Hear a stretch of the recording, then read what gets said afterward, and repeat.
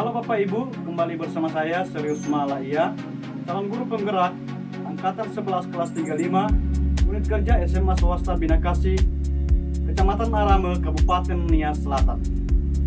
Bersama ini saya akan mewawancarai Ibu Kepala TK Binakasi, Ibu Merlin Wau, SPD. Selamat sore Bu.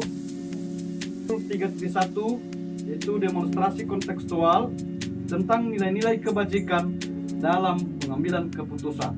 Selamat sore Bu. Selamat sore. Terima kasih telah meluangkan waktu untuk berbicara dengan saya dan ingin mengetahui lebih banyak tentang bagaimana kepemimpinan di TK Binakasi dalam menanamkan nilai-nilai kebajikan kepada para murid. Jadi Ibu bisa ceritakan sedikit tentang filosofi kepemimpinan Anda? Dari lembaga kami di TK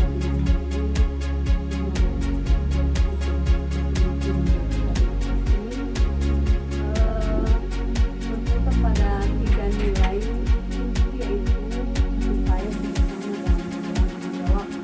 Kami juga percaya bahwa anak-anak harus diajarkan tentang kerjasama sejak usia dini, di mana kami bisa melalui memberikan contoh melalui lingkungan yang selalu mendukung, dan sebagai pemimpin sekolah saya dan seluruh staf berusaha untuk memberikan teladan dalam hal tersebut. Baik, luar biasa sekali. Bagaimana Anda secara khusus menanamkan nilai-nilai kebajikan ini dalam kehidupan sehari-hari? Kalau kami di TK itu sering kami melakukan berdoa bersama dan memberikan refleksi singkat tentang nilai tertentu seperti berbagi atau menolong teman, di mana di setiap kelas itu para guru mengintegrasikan nilai-nilai ini dalam kegiatan pembelajaran. Misalnya di dalam bermain berkelompok, misalnya kita bisa mengajarkan anak-anak itu untuk bisa berkolaborasi dengan teman sejauh. Oke, baik Bu, itu pasti memberikan dampak besar bagi para murid ya Bu ya. Ya. Apakah ada pendekatan khusus yang Ibu terapkan sebagai pemimpin untuk membimbing para guru agar juga menginternalisasi nilai-nilai kebajikan ini? Ya, tentu saya percaya bahwa kepemimpinan yang efektif itu dimulai dengan memberikan dukungan penuh kepada para guru. Kami rutin mengadakan pelatihan internal, tidak hanya terkait metode pengajaran, tetapi juga bagaimana mendampingi anak-anak dengan penuh empati. Setiap bulan kami melakukan refleksi bersama, di mana para guru bisa kami berbagi pengalaman tentang bagaimana mereka menerapkan nilai-nilai kebajikan ini di dalam kelas dan tantangan yang mungkin mereka hadapi. Iya ya, berarti membahas tentang ini ya. Jadi bagaimana sekolah menangani kasus yang mungkin bertentangan dengan nilai-nilai yang diajarkan seperti konflik antar murid? Baik, kami perlu juga bahwa setiap konflik adalah kesempatan untuk belajar, di mana ketika ada perselisihan antara murid, langkah pertama yang kami lakukan adalah mendengarkan kedua belah pihak. Kemudian kami juga mengajak mereka untuk memahami perasaan satu persatu pada siswa tersebut, dan kami juga bisa mencari solusi bersama, di mana guru bertindak sebagai fasilitator, membantu mereka mengembangkan empati dan memahami pentingnya memaafkan dan bertanggung jawab atas tindakan mereka. Jadi bagaimana dengan kasus yang lebih serius, contohnya ketika ada kekhawatiran terkait perilaku seorang murid yang mungkin memerlukan intervensi lebih lanjut? Di sana kami bisa mengambil tindakan agresif berulang atau ada kecenderungan untuk tidak mau bekerja sama. Kami akan mengadakan diskusi dengan guru kelas terlebih dahulu untuk memahami lebih dalam situasi tersebut, di mana kami juga bertemu dengan orang tua untuk membicarakan tentang perkembangan anak tersebut, sehingga di dalam beberapa kasus ini kami bisa juga bekerjasama dengan konselor anak atau psikolog jika dibutuhkan pada saat itu.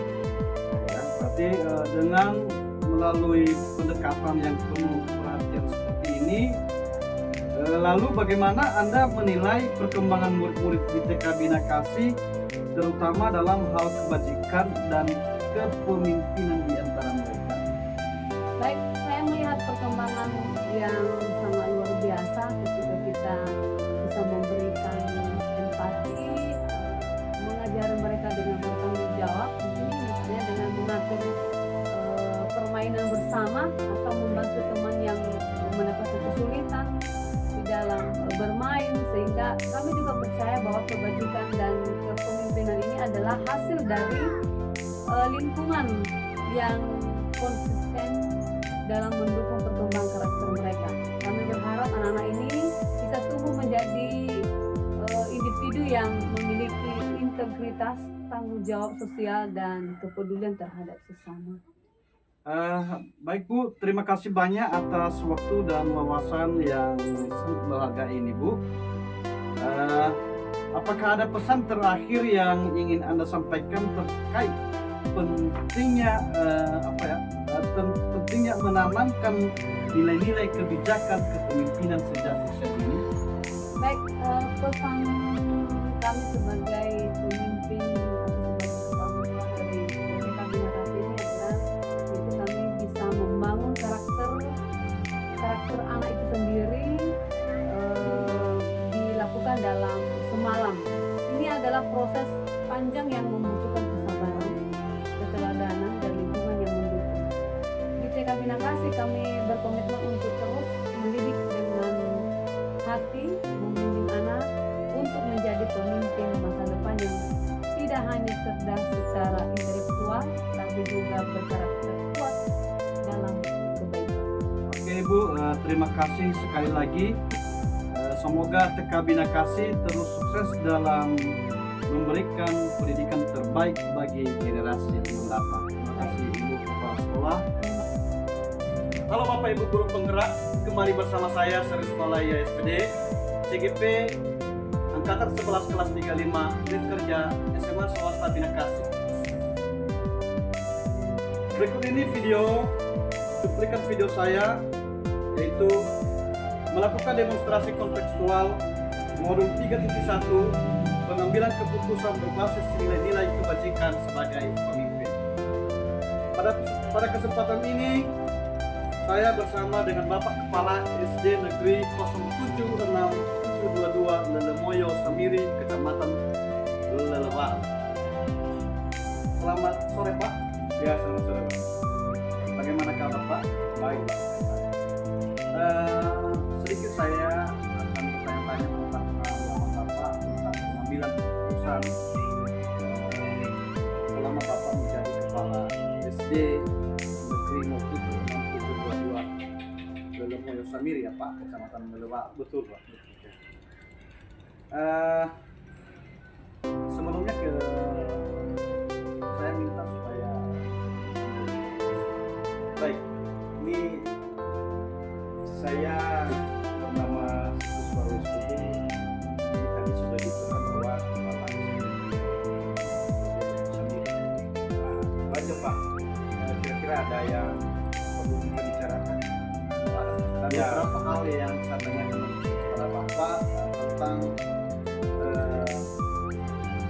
hal-hal tentang nilai-nilai kebajikan sebagai kepemimpinan, bagaimana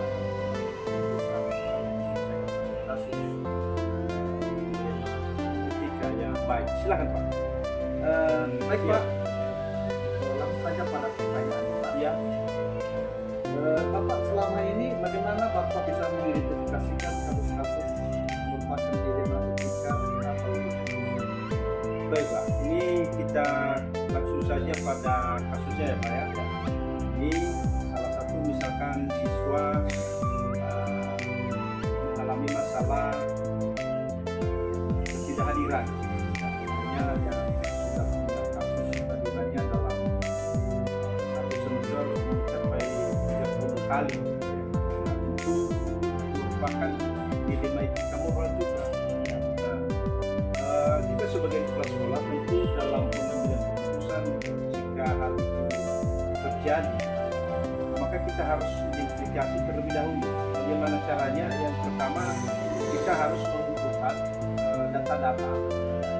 Ini absen siswa itu mulai dari wali kelas, kemudian kita cek kasus setiap hari.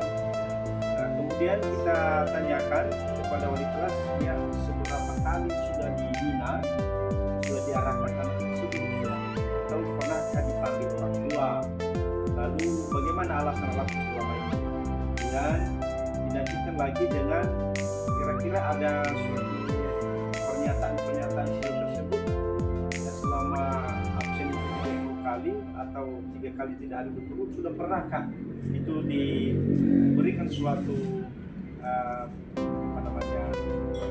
perhatian khusus.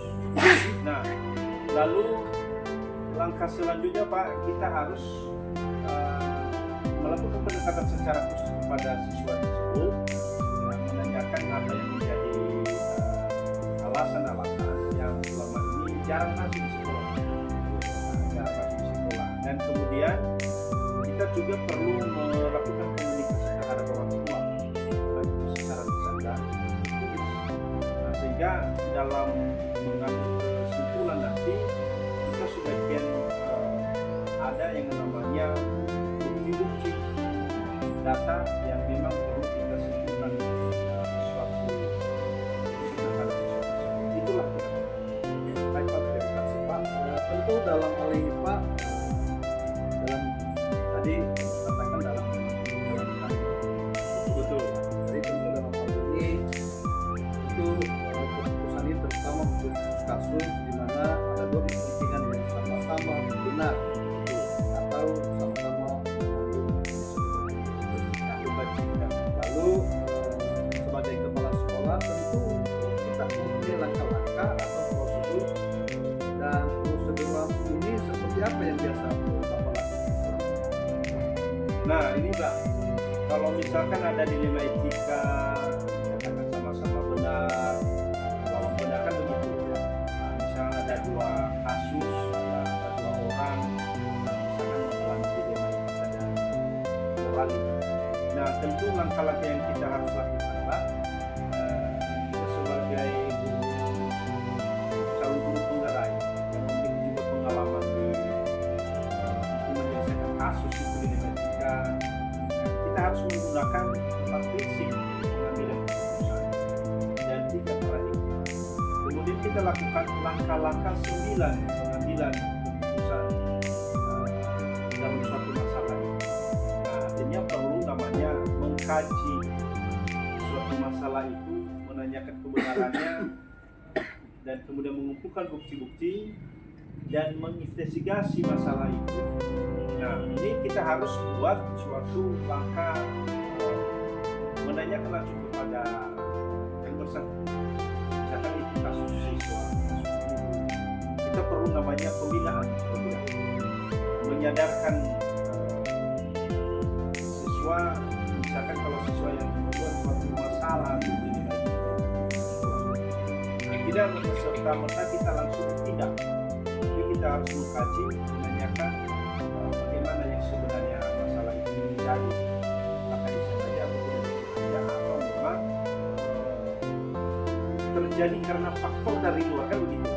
Nah, atau memang faktor dari dalam kebiasaan anak itu, atau memang ada faktor dari luar, kesempatan yang lakukan tidak pernah direncanakan dari rumah, atau diri yang dari rekam jejaknya latar belakang anak kan seperti itu. Nah, itulah yang terjadi. Kita harus mengkaji terlebih dahulu, dan memang tidak secepatnya tidak harus tidak benar lawan benar, usah. Jadi kalau begitu Pak, lalu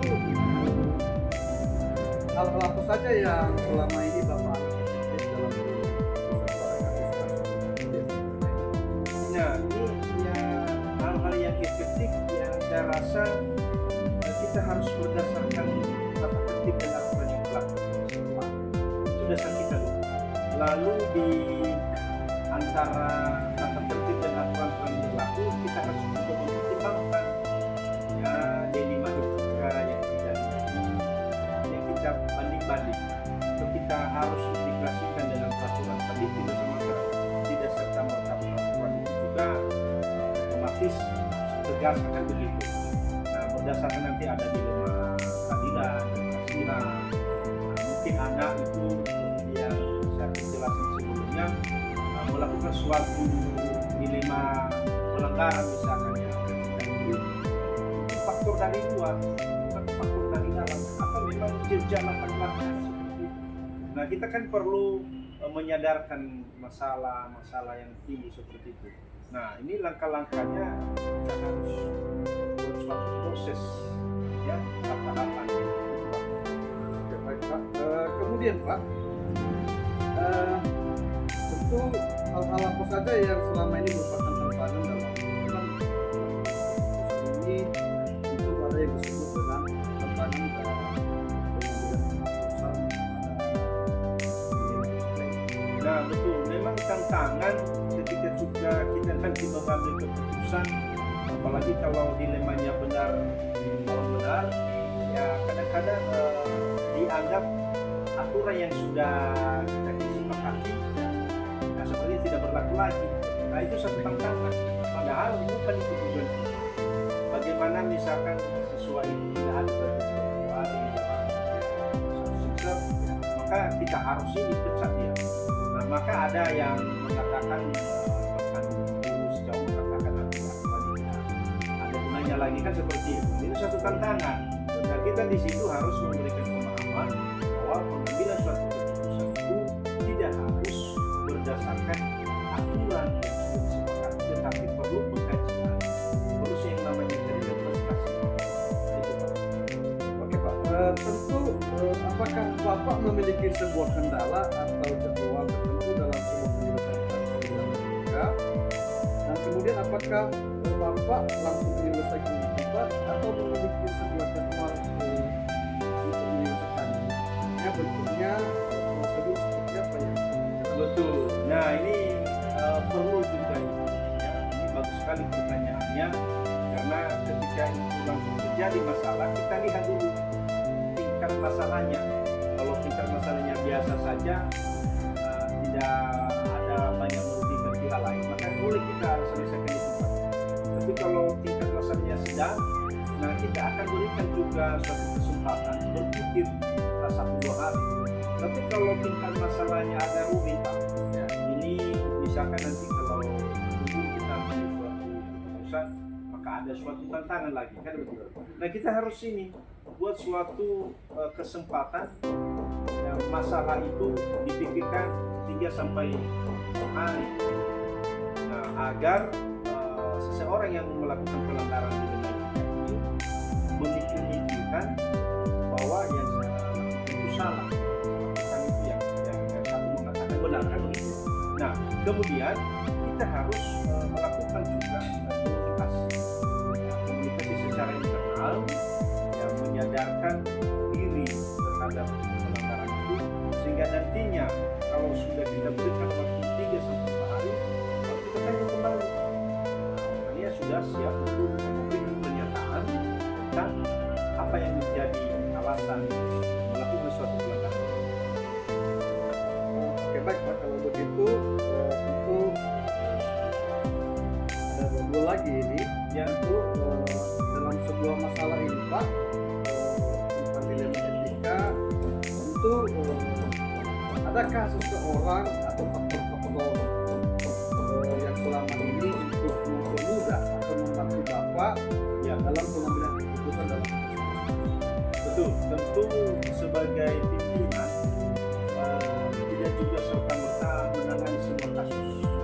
Nah, yang menjadi faktor kekuatan kita di situ adalah yang pertama bapak dan ibu, ya, misalkan wali kelas, kemudian juga orang tua, kemudian ada bapak ibu tiket,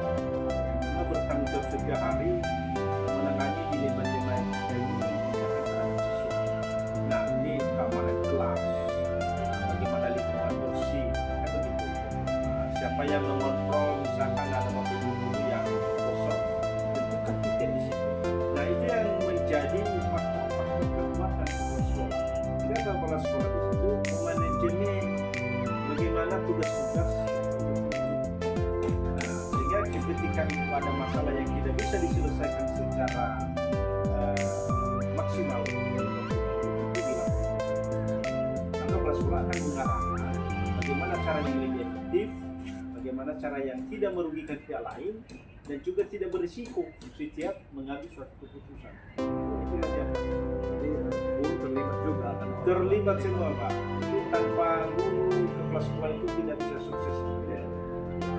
Oke, baik Pak. Dari semua hal yang telah Bapak sampaikan, pembelajaran apa yang dapat Bapak petik, ya? Bapak petik dari pengalaman Bapak mengambil keputusan di Betul, tentu karena kita juga mengerti dan memahami tugas kita sebagai kepala sekolah itu nilai yang berharga ketika itu kita menyelesaikan suatu kasus minimal yang terjadi sesuai dengan yang saya jelaskan tadi itu, ya kita diyakini jadi percaya oleh ini warga sekolah dan siswa, apalagi orang tua dan komite. Artinya kita diyakini bahwa kepala sekolah mampu menyelesaikan masalah tanpa melibatkan semua pihak, misalkan masyarakat, keamanan. Nah, itulah yang menjadi nilai berharga yang kemudian kita nyaman dalam melaksanakan tugas. Artinya kita tidak campur baur menangani semua masalah biasa, masalah sedang. Tidak ada masalah-masalah tertentu yang harus disampaikan kepada kita. Dan di situ lagi dan tidak akan memberikan suatu kesimpulan dalam penyelesaian kasus. Baik Pak, terima kasih dulu Pak atas kesempatan Bapak telah memberikan waktunya kita, dan semoga pengalaman Bapak dalam mengambil keputusan pilihan ketika ini menjadi acuan untuk pertimbangan khususnya kepada Bapak Ibu penggerak dan bahkan kepada Bapak Ibu guru di sekolah di mana saja, ya, dan semoga menjadi pengalaman ini menjadi motivator bagi mereka untuk mereka Serapkan serapkan ya mengambil keputusan. Baik, terima kasih Pak atas kesempatan. Baik, terima kasih. Halo Bapak Ibu, kembali bersama saya Serius Malaya, calon guru penggerak Angkatan 11 kelas 35, unit kerja SMA Swasta Binakasi, Kecamatan Arame, Kabupaten Nia Selatan. Berikut ini cuplikan video saya tentang demonstrasi kontekstual modul 3.1 tentang nilai-nilai kebajikan dalam pengambilan keputusan. Langsung saja bersama dengan Bapak Kepala SMA Swasta Binakasi, yaitu Bapak Epilianus Laia SPD. Langsung saja Pak, selamat siang Pak ya. Baik Pak, terima kasih banyak atas waktu yang telah disediakan. Saya sangat menarik untuk memahami lebih lanjut Pak tentang bagaimana SMA Swasta Binakasi menerapkan nilai-nilai kebajikan dan kepemimpinan di lingkungan sekolah. Mungkin sebagai awal, Bapak bisa sedikit berbagi tentang visi sekolah dalam hal ini. Tentu Pak, terima kasih juga atas kesempatan di SMA Swasta Binakasi. Kami percaya bahwa selain pencapaian akademik, menentukan karakter sangat penting, terutama dalam hak kebajikan dan kepemimpinan. Usaha membentuk siswa-siswa yang tidak hanya cerdas secara intelektual, tapi juga moral dan mampu memimpi dengan integritas.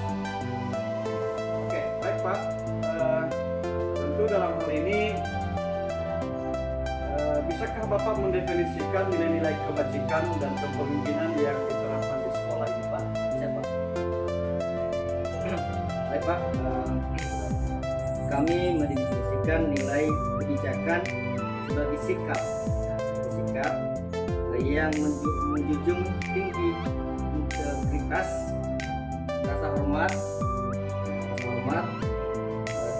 tanggung jawab, dan empati kepemimpinan bagi kami.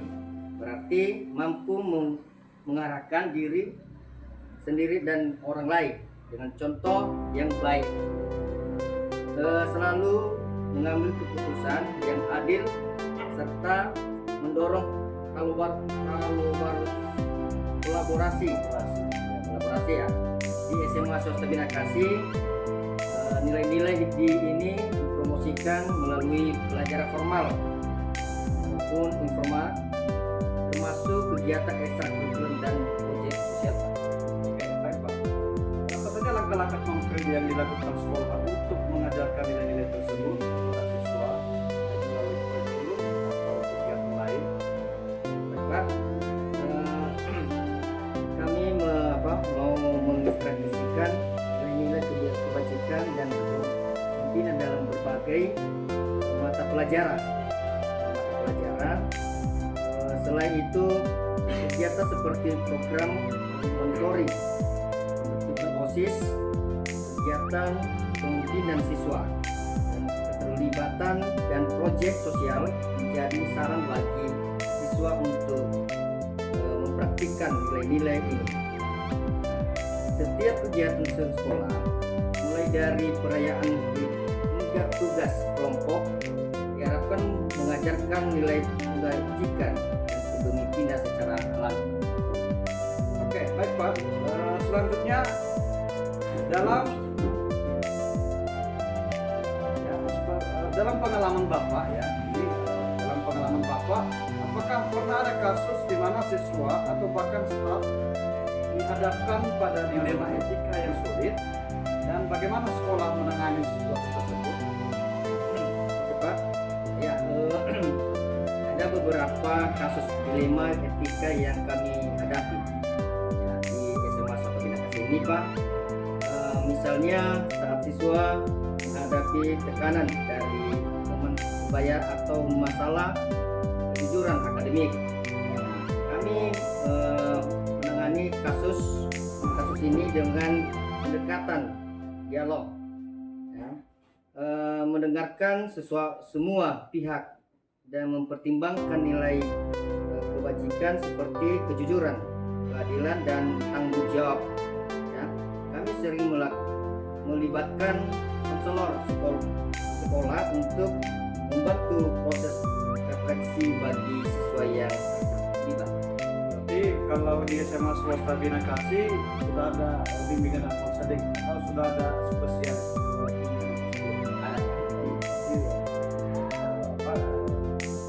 Masyarakat sekolah selalu berkolaborasi dengan para konselor yang banyak di SMA Swasta Bina Kasih. Oke, selanjutnya Pak, apakah SMA Swasta Bina Kasih memiliki program atau pelatihan khusus untuk mengembangkan kepemimpinan di kalangan siswa?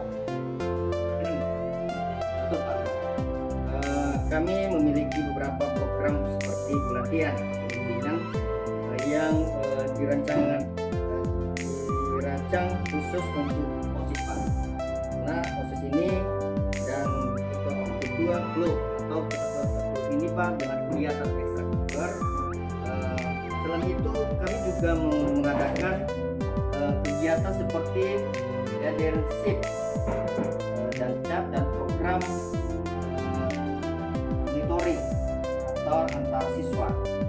Nah, bahkan dengan itu, Pak, di mana siswa yang lebih senior bisa membimbing dan mengarahkan adik-adik kelasnya di kelas atau maupun dengan kegiatan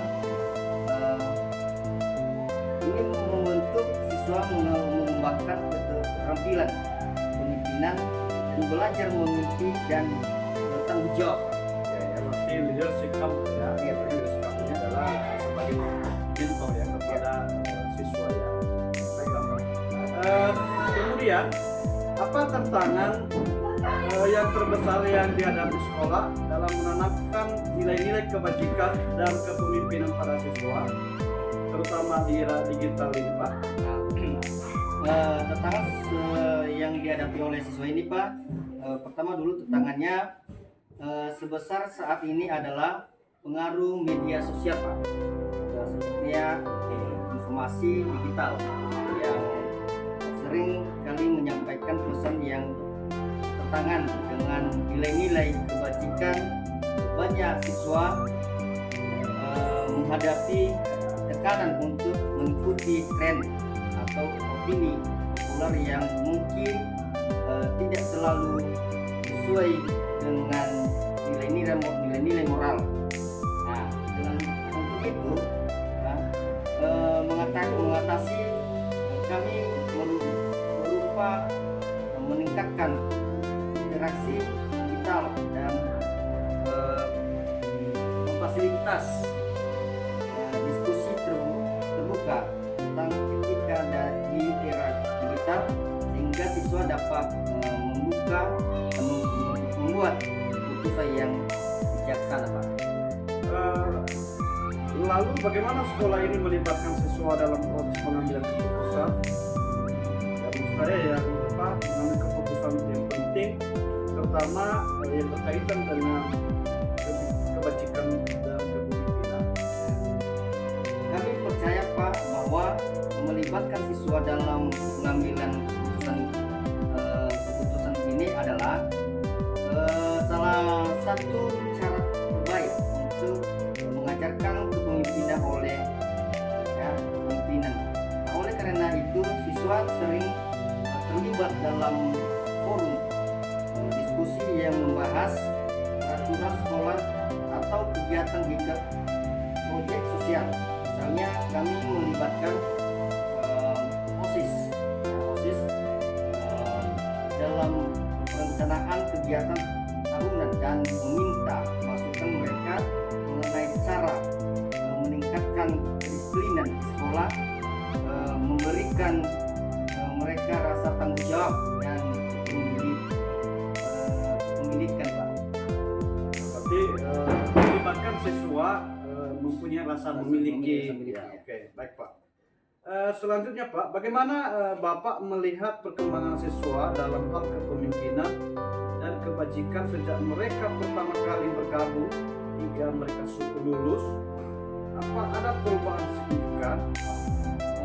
Ada, Pak. Saya telah menyaksikan banyak siswa yang tumbuh pesat dalam hak kepemimpinan dan kebijakan. Mereka yang pada awalnya mungkin melakukan atau ragu-ragu dengan bimbingan dan kebajikan. Mereka yang pada awalnya mungkin mereka merasa malu, ya, atau ragu-ragu dengan bimbingan dan kesempatan ini. Ya. Yang kami berikan akhirnya, Pak, mampu mengambil peran sebagai pemimpin di berbagai kegiatan sekolah. Kami melibatkan dengan kegiatan sekolah, Pak, dan pengembangan karakter siswa tentunya dalam proyek-proyek sosial ini atau menunjukkan kemampuan dalam menyelesaikan konflik dengan penuh tanggung jawab. Oke Pak, sebagai penutup akhir daripada wawancara kita pada hari ini Pak, yang pertama-tama dulu terima kasih sekali lagi atas waktu dan jawaban yang saya berikan Pak. Saya merasa wawasan yang Anda bagikan sangat inspiratif, pertama dalam hal bagaimana sekolah mendidik siswa tidak hanya untuk sukses tetapi secara akademis, tetapi juga untuk menjadi pemimpin yang bijaksana dan bermoral. Ya, Pak, terima kasih dari sekolah, Pak. Juga terima kasih dulu sama Bapak Sumaraya. Terima kasih juga, kami selalu berusaha memberikan yang terbaik bagi siswa agar mereka tidak hanya siap menghadapi tantangan akademik, tapi juga menjadi pribadi yang bertanggung jawab dan memiliki nilai-nilai yang kuat. Terima kasih Pak. Baik, saya Serius Malaya, PDP Angkatan 11 kelas 35, Kecamatan Arame, Kabupaten Selatan. Mohon undur diri dan bersama dengan Bapak Kepala Swasta Binakasi, Bapak Eviliano Sulaya SPD. Sama-sama mohon diri kami ucapkan terima kasih.